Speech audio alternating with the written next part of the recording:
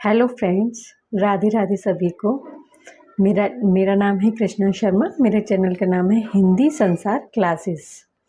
चलिए, हम पढ़ते थे हिंदी साहित्य। हिंदी साहित्य में हमने कहाँ कर लिया था? हिंदी साहित्य आदिकालीन हिंदी साहित्य का वर्गीकरण कर रहे थे हम। तो इसमें वर्गीकरण में हम 6 भागों में बांटा है इसको, हिंदी साहित्य को। इस पे हम चर्चा कर चुके थे और इसमें हम सिद्ध साहित्य पढ़ रहे थे। सिद्ध साहित्य पे हमने पृष्ठभूमि पढ़ ली थी इसकी और इसकी विशेषताएं पढ़ ली थी। आज हम आगे पढ़ेंगे सिद्ध साहित्य के बारे में। चलिए अब चर्चा करते हैं सिद्ध साहित्य के बारे में। सिद्धों के संबंध में विद्वानों के कथन। क्या क्या कथन दिए सिद्ध साहित्य के बारे में, सिद्धों के बारे में?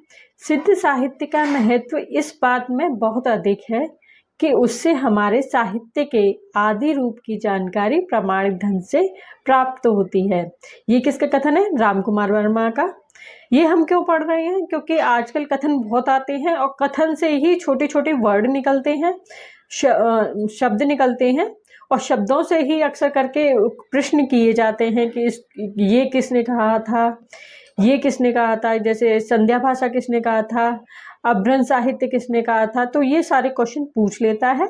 तो इसलिए हम कथन पढ़ेंगे, थोड़े से जो ज़्यादा इम्पोर्टेंट है उनको पढ़ रहे हैं और इनमें से ही एग्जामिनर अक्सर करके छोटे छोटे प्रश्न बना देता है। आगे का हम पढ़ते हैं कथन।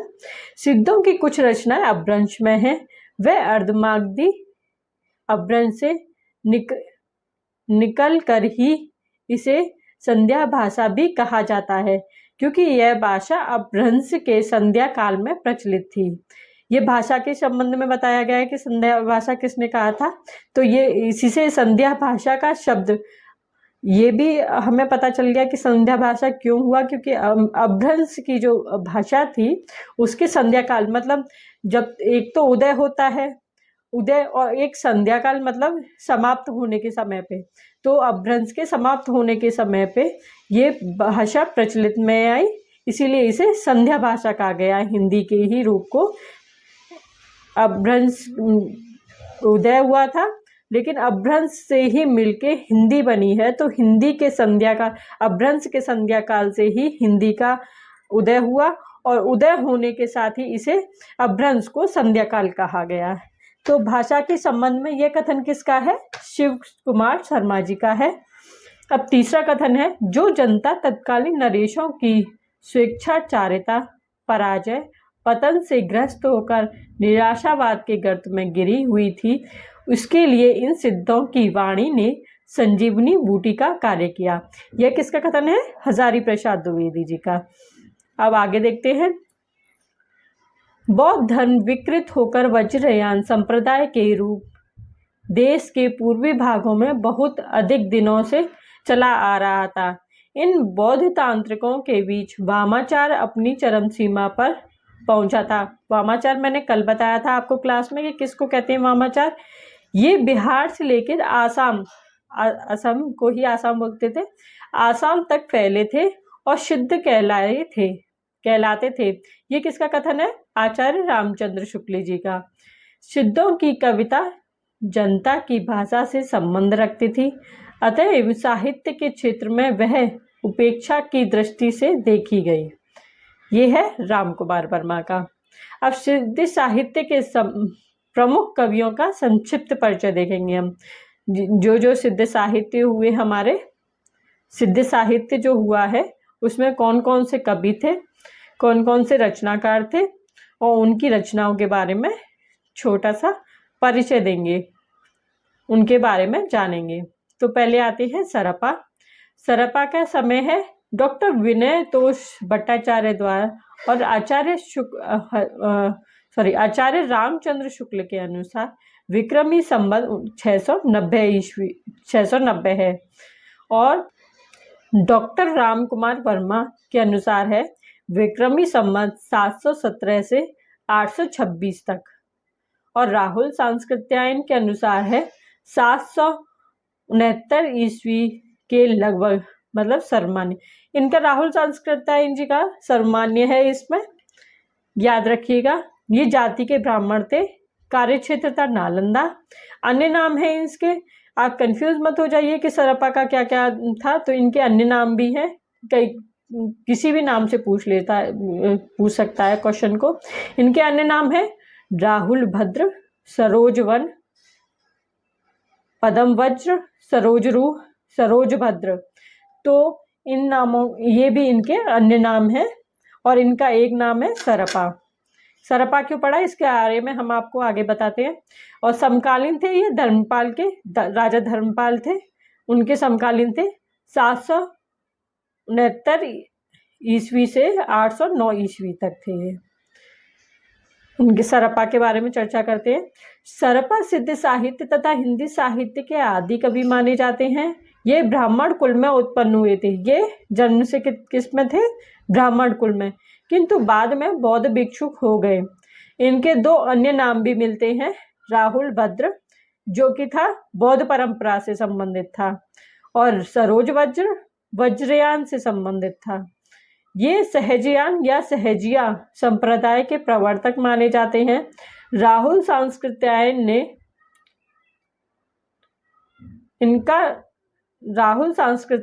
इनका समय 769 ईस्वी माना है। इससे अधिकांश विद्वान सहमत हैं।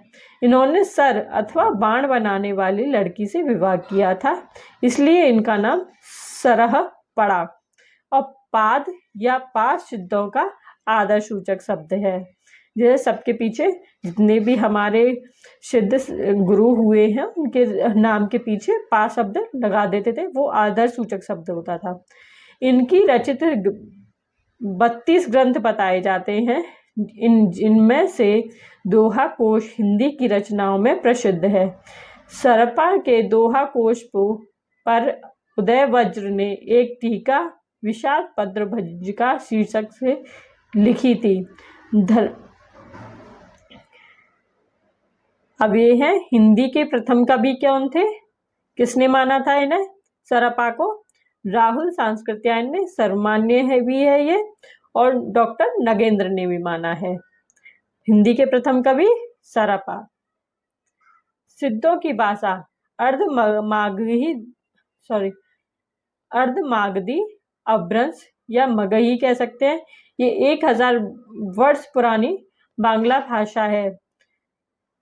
सिद्धों की भाषा को संध्या भाषा कहा। मुनि उदयवज और मुनि दत्त सूरी और शिव कुमार सिंह, इन शिव कुमार सिंह का हम पीछे एक कथन भी पढ़ के आए हैं। संध्या भाषा किसे कहते हैं, अब मैं आपको बता देती हूँ। संध्या भाषा होती है अपभ्रंश प्लस हिंदी के बीच की भाषा, इसको कहते हैं संध्या भाषा। संध्या कुछ स्पष्ट कुछ अस्पष्ट, मतलब अपभ्रंश की भी मिक्स थी और हिंदी भी थी इसमें, इसीलिए कुछ तो भाषा स्पष्ट थी और कुछ अस्पष्ट थी। जिसमें इनकी पंक्तियां पढ़ेंगे तो आप देखिएगा कि कैसी है इनकी भाषा। थोड़ा सा भाषा पढ़ने में भी प्रॉब्लम होती है, आप देखिएगा। सिद्धों की भाषा को आलो अंधारी अंधेरे में उजाला हरप्रसाद शास्त्री ने कहा था। ये भी क्वेश्चन पूछा जाता है कई बार कि आलो अंधारी भाषा किसने कहा है, और इसका आलो अंधारी का अर्थ है अंधेरी में उजाला, और किन्होंने बताया, ये हरप्रसाद शास्त्री ने कहा है इनकी भाषा को। इनकी रचनाएं थी 32, जो कि वर्तमान में कोई भी उपलब्ध नहीं है। इनकी कौन कौन सी रचनाएं थी, अब आप कहेंगे दोहा कोश भी है, लेकिन दोहा कोश में संग्रह है उनकी रचनाओं का। कोई कहीं से ले लिए, कहीं से इकट्ठा करके दोहा कोश है वो पूर्ण उनकी द्वारा रचित उपलब्ध रचना कोई नहीं है। ये तो संग्रह किया था। ये संग्रहकर्ता भी मैंने आपको बताए थे, बेंडल थे, हरप्रसाद शास्त्री थे, और एक और थे, क्या था, मुख्य रचयिता नहीं है ये, इनकी तो रचनाएं ही उपलब्ध नहीं है। तो पहला है दोहा कोश, दूसरा है दोहा कोश गीति, तीसरा है चर्या गीति, चौथा है काम कोश अमृत वज्र गीति, और ये है डाकनी वज्र गीति। तो दोहा कोश का संपादन किया था प्रबोध चंद्र बागची और राहुल सांस्कृत्यायन ने, इन दोनों ने किया था संपादन, और इन्होंने ही संग्रह भी किया था। सरपा के संबंध में आलोचकों के मत। सिद्धों में सरपा सबसे पुराने सिद्ध हैं। इनका समय विक्रमी संवत 990 ईस्वी है। ये किसने कहा था? आचार्य रामचंद्र शुक्ल ने। ये उनके जन्म को लेकर के है कि सरपा हैं कि नहीं है सबसे पहले कभी, इसके संबंध में आलोचकों के कुछ मत हैं, ये भी जरूरी है थोड़ा सा।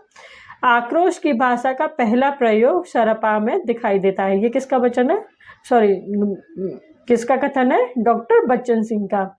सरपा दोहा चौपाई के प्रथम प्रयोक्ता एवं हिंदी के प्रथम कवि हैं राहुल सांस्कृतायन, और इनको ही सर्वमान्य माना गया है, और राहुल सांस्कृतायन का कथन ही सर्वमान्य है।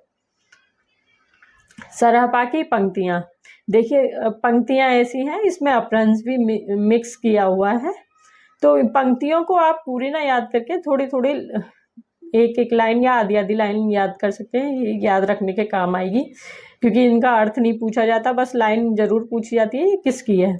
तो सरहे गणः गुहिर मग अहिया पशु लोय जिम रहिया। दूसरी है, सॉरी ये तो दूसरी थी, अब पहली है।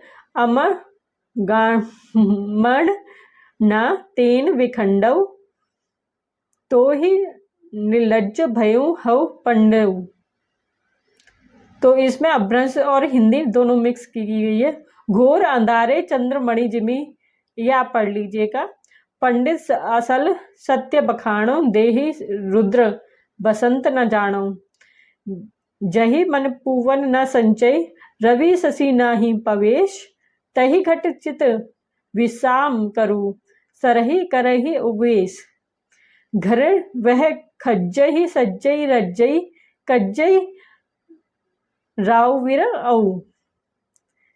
ऐसी भाषा है इसकी, अपभ्रंश और हिंदी मिक्स है ये। गुरु उबस से अमई रसु, धावई न पीवो जे। गहु सत्यथ मठस्थली, ठही तिस्सी मरऊ तेही। अब इसके बारे में थोड़े से विशेष तत्व हैं जो हम लोग पढ़ के आए सरपा के बारे में, क्योंकि एक्चुअल में क्या है कि मैंने बोला था कि लास्ट में आपको जब पूरा सिद्ध साहित्य खत्म हो जाएगा, समाप्त हो जाएगा, तो हम लास्ट में शॉर्ट नोट्स बनाएंगे। लेकिन मैंने सोचा थोड़ा थोड़ा करके शॉर्ट नोट्स इसी में दे देती हूँ, जिससे हम इसको पढ़ते भी जाएंगे और याद भी करते जाएंगे। तो इकट्ठा एक साथ नहीं हो पाएगा, तो थोड़ा थोड़ा करके याद कर लेंगे। तो ये है विशेष तथ्य, ये जरूर याद कर लीजिएगा, आता है अक्सर करके एग्जाम में। सहजयान के प्रवर्तक है सरपा। कड़वक पद्धति का सबसे पहले प्रयोग हिंदी में सरपा ने किया था। सरपा, जिसमें कड़वक से पद्धति किसे कहते हैं? जिसमें 6 से 7 चौपाइयों के बाद एक छंद भिन्न आता है। एक 6-7 चौपाइयों का होगा एक, और फिर उसके बाद एक विभिन्न छंद, ये दोहा, रोहा, रोला, छोटा, कोई भी छंद दे देता है, उसको कहते हैं कड़वक शैली।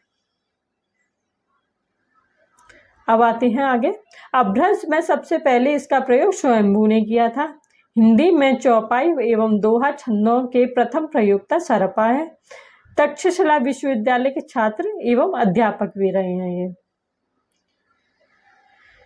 ये थी सरपा के बारे में जानकारी। अब महत्वपूर्ण तथ्य बता देती हूँ सरपा के बारे में, ये जरूर याद कर लीजिएगा, थोड़ा सा इम्पोर्टेंट है। सरपा को सिद्ध साहित्य तथा हिंदी साहित्य का आदि कवि माना जाता है।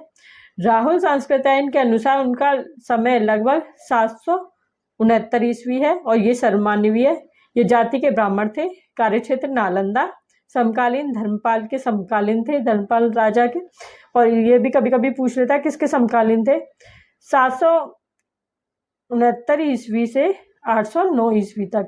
अन्य नाम है इनके राहुल वज्र, सरोज वज्र, पद्मवज्र, सरोजरूह, सरोज वज्र। सहजिया संप्रदाय के प्रवर्तक माने जाते हैं। इनके 32 ग्रंथों का उल्लेख मिलता है। प्रसिद्ध रचना है दोहा कोश। हिंदी में दोहा चौपाई के प्रथम प्रयोक्ता सरपा को माना जाता है। कड़वक पद्धति के हिंदी के में प्रथम प्रयोगकर्ता सरपा है। सरपा को हिंदी का प्रथम कवि मानने वाले प्रमुख विद्वान राहुल सांस्कृतायन है, और ये सर्वमान्य भी है। तक्षशिला आएगा इसमें। तक्षशिला विश्वविद्यालय में से इनके विद्यार्थी एवं अध्यापक होने का उल्लेख मिलता है। देखिए, इनकी रचनाएं तो 32 हैं, प्रथम कवि भी हैं, लेकिन इनकी कोई रचना उपलब्ध नहीं है, इसलिए श्रावकाचार्य को, देवसेन द्वारा रचित श्रावकाचार्य को हिंदी की प्रथम रचना माना गया है। इनकी कोई भी रचना को प्रथम रचना नहीं माना गया है। अब चलिए आगे बढ़ते हैं। अब ये हैं महत्वपूर्ण बहुविकल्पीय प्रश्न, इनको करते हैं कि हमने आज कितना सीखा क्लास में।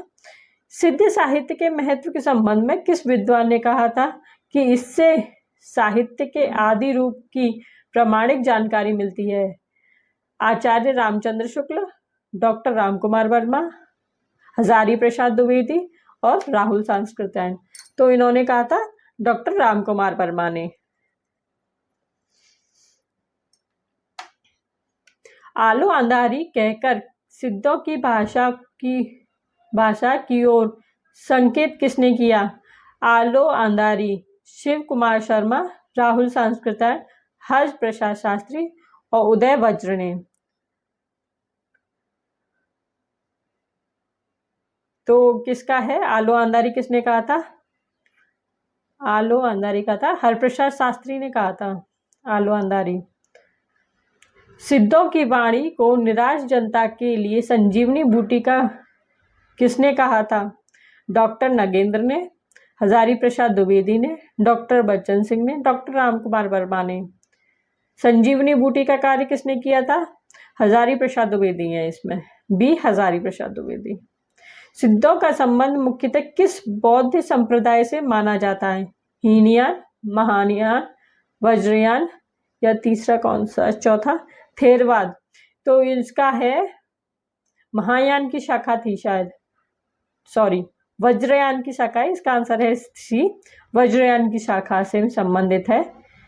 क्या है? बौद्ध संप्रदाय। सरपा का सर्वमान्य समय लगभग कितना माना जाता है? 650 ईस्वी, 769 ईस्वी, 850 ईस्वी, 900, 769 ईस्वी। बी आंसर सही है। निम्न में से कौन सरफा का अन्य नाम नहीं है? राहुल वज्र, सरोज वज्र, पदम वज्र और स्वयंभू। स्वयंभू नहीं है इसमें। स्वयंभू अपभ्रंश के प्रथम कवि माने जाते हैं अपभ्रंश भाषा में, तो इसका आंसर है डी।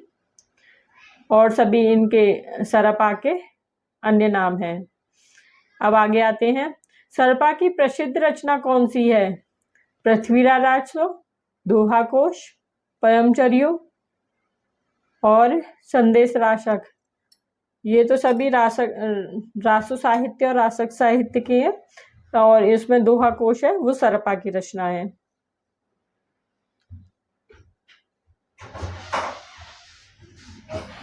आगे हिंदी में दोहा एवं चौपाई छंदों का प्रथम प्रयोक्ता किसे माना है? दोहा चौपाई का किसे माना है? पहले है स्वयंभू, सरपा, गोरखनाथ, पुष्पदंत। तो ये है सरपा। दोहा एवं चौपाई छंदों का प्रयोग सबसे पहले किसने किया था? सरपा ने किया था। सरपा को हिंदी का प्रथम कवि मानने वाले प्रमुख विद्वान कौन है? राहुल सांस्कृत्यायन, आचार्य रामचंद्र शुक्ल, डॉक्टर नगेंद्र, हजारी प्रसाद द्विवेदी। राहुल सांस्कृत्यायन ये सही है। निम्न में से कौन सा कथन सरपा के संबंध में सही है? ये सहजयान के प्रवर्तक थे, सही है। ये केवल संस्कृत में लिखते थे, ये गलत है। ये भक्ति काल के कवि थे, नहीं। ये सिद्ध साहित्य के थे। ये रीतिकाल के प्रमुख कवि थे, ये भी गलत है। तो इसका है वे सहजयान के प्रवर्तक माने जाते हैं, 10वां, ये सही है। ए आज की क्लास में बस इतना ही। अब मिलते हैं अगली क्लास में। अगर क्लास अच्छी लगी हो तो लाइक कीजिएगा, कमेंट कीजिएगा और शेयर कीजिएगा, और चैनल पे नए हो तो सब्सक्राइब कीजिएगा, और कुछ सुझाव हो आपके तो वो कमेंट में ज़रूर दीजिएगा। राधे राधे, धन्यवाद।